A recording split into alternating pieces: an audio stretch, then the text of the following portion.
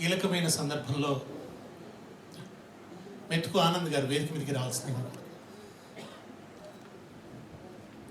ఒక ప్రముఖమైన పుస్తకం ఇవాళ ఆవిష్కరణ జరుగుతున్నది.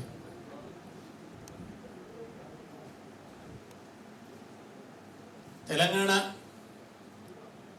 ఉద్యమం జయశంకర్ గారు చెప్పినట్టు మలిదశ తెలంగాణ ఉద్యమం నీళ్లలో పుట్టిన నిప్పు. తొలిదశ ఉద్యమం ప్రధానంగా ఉద్యోగాలు, విద్యా సంస్థల్లో ప్రవేశాలు కేంద్రంగా జరిగితే, మలిదశ ఉద్యమంలో ఎక్కువగా చర్చ జరిగింది నీటికి సంబంధించి, నదీ జలాల్లో తెలంగాణ వాటాకు సంబంధించి, తెలంగాణలో ప్రాజెక్టులు నిర్మించడంలో జరిగినటువంటి వివక్షకు సంబంధించి, దాని ఫలితంగా ఈ ప్రాంతం అనుభవించిన సంక్షోభాన్ని గురించి, దుఃఖాన్ని గురించి, తరాల కొద్దీ జీవితాలు నాశనమైపోయినటువంటి పరిస్థితిని గురించి, వ్యవసాయం అనుబంధ పరిశ్రమలు ఎంత కునారిల్లిపోయాయో, ఎంత శిథిలమైపోయిందో, ఎంత భయంకరమైన వేదనని తెలంగాణ అనుభవించిందో ఉద్యమం పొడుగునా మాట్లాడుకున్నాం. ఆ క్రమంలో భావజాల ప్రచారం ఒక అవసరంగా ముందుకొచ్చింది. ప్రజల్ని చైతన్యవంతులు చేయడం కోసం, సెన్సిటైజ్ చేయడం కోసం. ఎందుకంటే ప్రజల్ని మనం ముందుగా మానసికంగా వాళ్ళని బలోపేతం చేయాలి. ఏం అన్యాయం జరిగిందో స్పష్టత ఉండాలి. ఏ మార్గంలో వెళితే అనుకున్న లక్ష్యం సాధిస్తామన్నది స్పష్టత ఉండాలి, విశ్వాసం ఉండాలి, నమ్మకం ఉండాలి.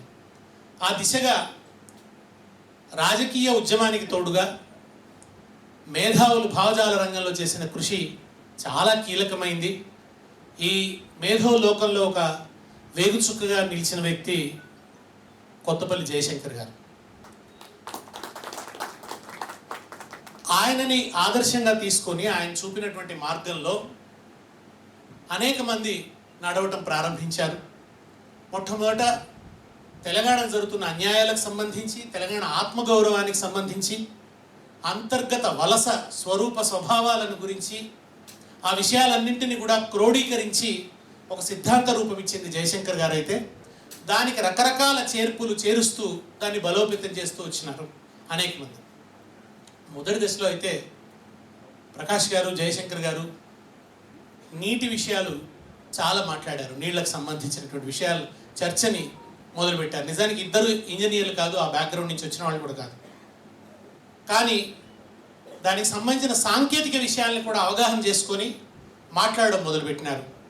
ఆ తర్వాత నిజానికి కలిసి వచ్చే కాలానికి నడిచొచ్చే కొడుకు అన్నట్టుగా ఆ ఉద్యమ సందర్భంలో ఈ నీటికి సంబంధించిన జలస్పృహని తెలంగాణలో పరివ్యాప్తం చేయటం కోసం, నదీ జలాల కేటాయింపులో తెలంగాణకు జరిగిన అన్యాయం, అసలు నదీ జలాలు, వాటి చుట్టూ ఉండేటువంటి అనేక అంశాలు, వీటన్నిటినీ కూడా ప్రజలకి చాలా అరటిపండు ఒలిచినట్టుగా చెప్పే పద్ధతిలో అవసరమైన ఆ భావజాల రచననంతా చేసింది, వ్యాసాలు రాసింది, పుస్తకాలు రాసింది విద్యాసాగర్ రావు గారు. విద్యాసాగర్ రావు గారు ఇక్కడ మనందరి తలపుల్లో సజీవంగా ఉన్నారు.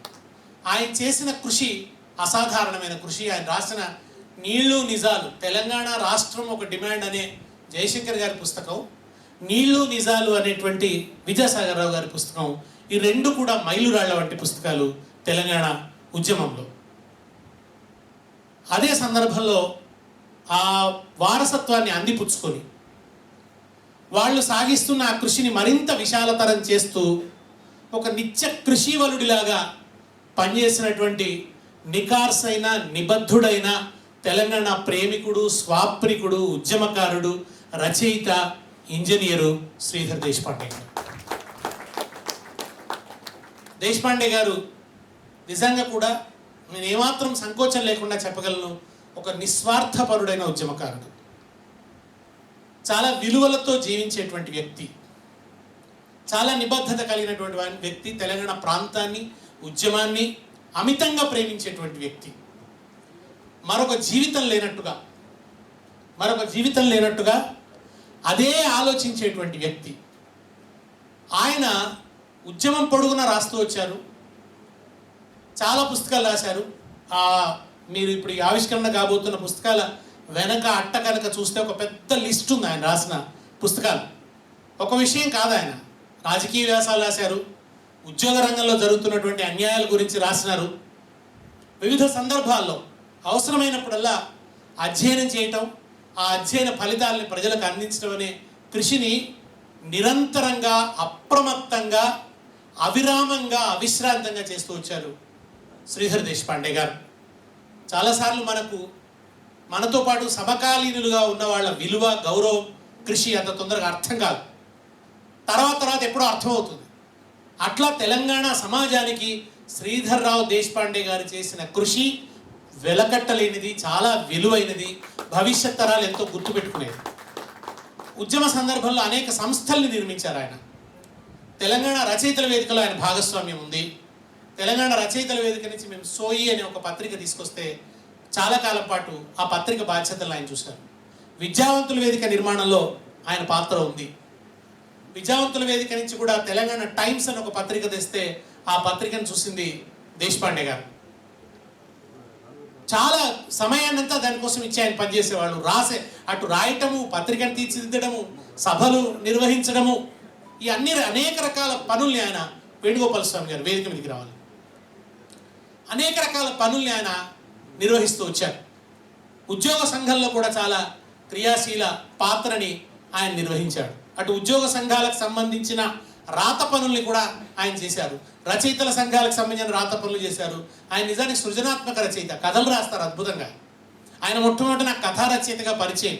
ఈ మధ్య కూడా ఆయన వాళ్ళ బోత్ జీవితాన్నంతా కూడా అక్షరబద్ధం చేస్తూ బొంతల కథలు అనే పుస్తకం రాశాడు. బోత్ని బొంతల అని పిలుస్తారు జనం. ఆ బొంతల కథలు అనే పుస్తకం రాశాడు ఆయన. ఆ ప్రాంతం వాళ్ళంతా అమితంగా ప్రేమిస్తారు ఆ కథల్ని, దేశపాండే గారిని. మనకు తెలియని జీవితం, ఆదిలాబాద్లో ఉండేటువంటి బోత్ ప్రాంతపు జీవితాన్ని అద్భుతంగా పరిచయం చేస్తూ ఆయన ఆ పుస్తకం రాసినారు.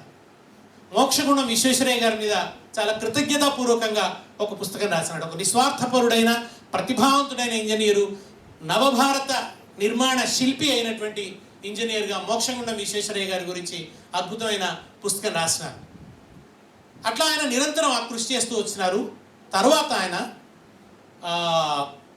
ఆయన ప్రతిభ, ఆయన సామర్థ్యం ఎంతటిది అంటే, బోత్లో పుట్టి, ఒక సాధారణ కుటుంబంలో పుట్టి, కష్టపడి చదువుకొని ఇంజనీర్ అయిన దేశపాండే గారు ఎంత ఉన్నత స్థాయికి ఎదిగారంటే, చీఫ్ మినిస్టర్ గారు ఓఎస్డీగా నియమించుకున్నారు ఆయనని గత ప్రభుత్వంలో. దానికి కారణం రెండు. ఒకటి, ఆయనకు ఈ సాగునీటి రంగం మీద ఉన్నటువంటి అవగాహన అయితే, దానికన్నా ముఖ్యమైనది ఉద్యమం పట్ల, తెలంగాణ పట్ల ఆయనకున్న ప్రేమ, ఆయనకున్న నిబద్ధత. దాన్ని చూసే ముఖ్యమంత్రి గారు ఆయన్ని ఓఎస్డీగా నియమించుకున్నారు. అంతకుముందు ఆయన హరీష్ రావు గారి దగ్గర, సాగునీటి శాఖ మంత్రిగా ఉన్న హరీష్ రావు గారి దగ్గర ఓఎస్డీగా పనిచేశారు. అంత ఎత్తుగా ఆయన ఎదగగలిగారు. అక్కడి నుంచి కూడా చాలా దోహదం చేశారు ఆయన. స్వరాష్ట్రంలో, తెలంగాణలో ప్రజల సాగునీటి కలలు తీర్చడానికి జరిగిన కృషిలో ముఖ్యమంత్రి గారికి, గత ముఖ్యమంత్రి గారైనటువంటి, తొలి ముఖ్యమంత్రి గారైనటువంటి కేసీఆర్ గారికి, సాగునీటి శాఖ మంత్రిగా హరీష్ రావు గారికి ఆయన చాలా గొప్ప సహాయకారిగా ఉన్నారు. సాంకేతిక విషయాలకు సంబంధించి ఒక ఉద్యోగిగా, ఒక ఇంజనీర్గా ఆయన గొప్ప తోడ్పాటుని అందించారు. ఆయన నిబద్ధుడు కనుకనే, నిజాయితీ కలిగిన వాడు కనుకనే, తెలంగాణను ప్రేమిస్తున్నాడు కనుకనే ముఖ్యమంత్రిగా కేసీఆర్ గారు ఈ ప్రాంత ప్రజల సాగునీటి అవసరాలను తీర్చడంలో ఆయన ఎంత నిబద్ధతతో ఉన్నాడు, ఆయన ఎంత అంకిత భావంతో ఉన్నాడు, దానికోసం ఎంతో మేధోమథనం చేశాడు. అందుకని కేసీఆర్ గారి మీద దేశపాండే గారికి చాలా గౌరవం. చాలామంది తమ వైయక్తిక అంశాల చేత, వైయక్తిక ఆరోపణల చేత, వైయక్తిక కోపాల చేత కేసీఆర్ గారి పట్ల కోపాన్ని పెంచుకొని ఉన్నారు, కసిని పెంచుకొని ఉన్నారు, ఆవేశాన్ని పెంచుకొని ఉన్నారు. కానీ వైయక్తిక చట్టానికి అవతల నుంచి మనుషుల్ని చూసి, ప్రజల అవసరాల నుంచి, ప్రజల కోణం నుంచి మనుషుల్ని చూసి ప్రేమించే మనిషి శ్రీధర్ దేశపాండే గారు. ఆయన వైయక్తికమైనటువంటి కోణం నుంచి చూడరు. నిజానికి ఆయనకేమి ఒక పదవి కావాలని ఆయన కోరుకోలేదు. ఆయన ఓఎస్డీ కావాలని ఆయన కోరుకోలేదు. ఆయన ఓఎస్డీకి ఉన్నా కానీ సాధారణంగా ఉద్యమకారుడు ఎట్లా ఉన్నాడో అట్లే ఉన్నాడు తప్ప, అంతకుమించి ఆయన నడవడికలో కానీ, ఆయన జీవన శైలిలో కానీ ఎటువంటి మార్పు లేదు. ఆయన తదనంతర కాలంలో కూడా ఇటు హరీష్ రావు గారి కృషిని, ముఖ్యమంత్రిగా కేసీఆర్ గారి పట్టుదలని చూసి వాళ్ళ మేధోమదనం ఎంతటిది, వారు ఎంత లీనమై ఉన్నారు ఆ విషయాల్లో, వాళ్ళు ఎంత ప్రేమించారు, ఎంత అధ్యయనం చేశారు, ఎంత లోతుగా చూశారన్నది చూసిన తర్వాత ఆయనకు చాలా విశ్వాసం కలిగింది. ఆయన తదనంతర కాలంలో కూడా జరుగుతున్న ప్రయత్నాల పట్ల, ఆ ప్రయత్నాల్లో ఆయన భాగస్వామి. ఇవాళ ఆయన 2 పుస్తకాలు రాశాడంటే ఆయన లోపల ఉన్నటువంటి వ్యక్తిగా, ఆ పనుల్లో పాల్పంచుకున్న వ్యక్తిగా సాధికార రచన చేశాడు. ఈ 2 పుస్తకాలు కూడా ఇవాళ ఆవిష్కరణ కాబోతున్నటువంటి తెలంగాణ సాగునీటి రంగ 10 ఏళ్ల ప్రస్థానం అనే పుస్తకం కానీ, కాళేశ్వరము విమర్శలు, జవాబులు, వక్రీకరణలు, వివరణలు అనే పుస్తకం కానీ, ఈ 2 పుస్తకాల వెనుక చాలా సాధికారత ఉంది. శ్రీధర్ దేశపాండే గారు చాలా సాధికారతతో రాసినటువంటి పుస్తకాలు. ఈ 2 పుస్తకాలు కూడా సాధారణ పఠితలకు కూడా, పాఠకులకు కూడా సుబోధకంగా రాశాడు ఆయన. చాలా సులువుగా అర్థం చేసుకోవడానికి చాలా విలువైన కృషిని ఆయన చేశాడు.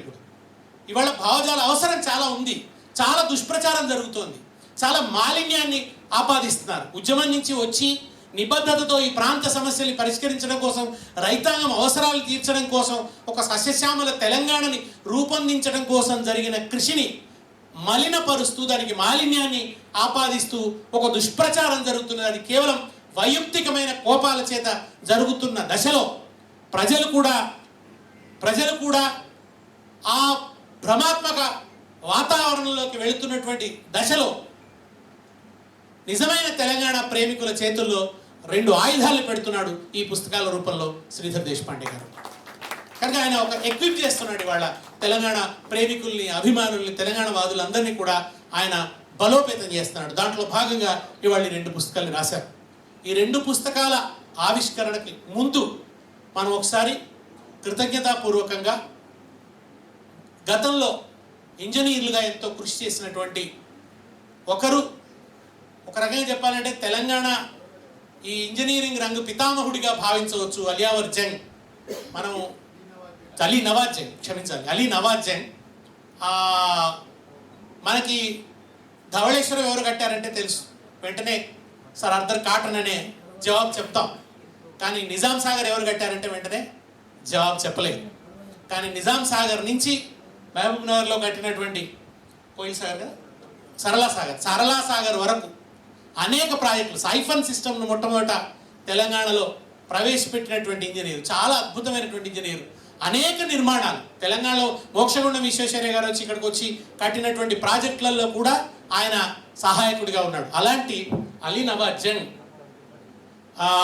స్మృతిలోను, ఆ తర్వాత తెలంగాణ ఉద్యమంలో విశేషమైనటువంటి కృషి చేసినటువంటి భావజాల ప్రచారానికి తన జీవితాన్ని అర్పించినటువంటి, తర్వాత కూడా ప్రభుత్వంలో సాగునీటి రంగం సలహాదారుగా, ఇరిగేషన్ సలహాదారులుగా పనిచేసినటువంటి విద్యాసాగర్ రావు గారు, వీరిద్దరి స్మృతిలో మనం 1 నిమిషం పాటు మౌనం పాటిద్దాం.